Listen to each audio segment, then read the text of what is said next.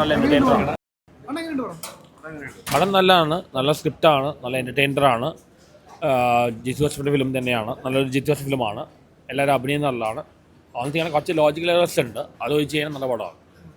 രണ്ടുപേരും പ്രകടനം ജോ ജോർജ് ആയാലും എല്ലാവരും റണ്ണം ചെയ്തിട്ടുണ്ട്. ജോ ജോർജും ബിജു മേനോൻ, ലെന എല്ലാവരും റണ്ണം ചെയ്തിട്ടുണ്ട്. നല്ല ആക്ടിങ് എല്ലാവരും നല്ലതാണ്. ത്രില്ലർ തന്നെയാണ്. ഒരു ക്രൈം ഇൻവെസ്റ്റിഗേറ്റീവ് ഫാമിലി ആയിട്ടുള്ള ആ ഒരു ഡാർക്ക് മൂഡിലാണ് പടം പോകുന്നത്. ഇന്റർവൽ ആകുമ്പോഴത്തേക്ക് ഒരു വല്ലാത്ത അവസ്ഥയിലാണ് പടം വന്ന് നിൽക്കുന്നത് കേട്ടോ. നമുക്കത് പറയാൻ പറ്റത്തില്ല, അത് അങ്ങനെയാണ് എൻ്റെ ഒരു മൂഡ്, അതുകൊണ്ട് പറയത്തില്ല. പക്ഷേ പെർഫോമൻസ് ബേസ്ഡ് രണ്ടുപേരും അറിയാലോ, റേഞ്ച് അറിയാലോ, രണ്ടുപേരുടെ റേഞ്ചിൽ ഒന്നിനൊന്നിനും വെച്ച രണ്ടുപേരും തകർപ്പില്ല. ഒരു ഭയങ്കര മിസ്റ്ററി ത്രില്ലറാട്ടോ, ത്രില്ലർ പടമാണ്. തുടക്കം തൊട്ട് ഒരു ഡാർക്ക് മൂഡിലാണ് പടം പോകുന്നത്, തുടക്കം മുതൽ.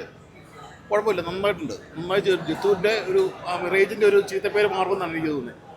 ിട്ടുണ്ട് കേട്ടോ.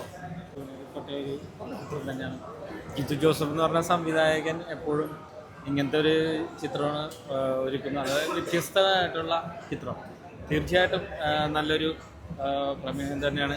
അഭിനയം ഏറ്റവും എടുത്തു പറയേണ്ടതാണ്. നമ്മുടെ ജോജു ജോർജ് ആയാലും ബിജു മേനോനായാലും ലേനയായാലും അങ്ങനെ എല്ലാവരും നല്ല രീതിയിൽ തന്നെ ചെയ്തിട്ടുണ്ട്.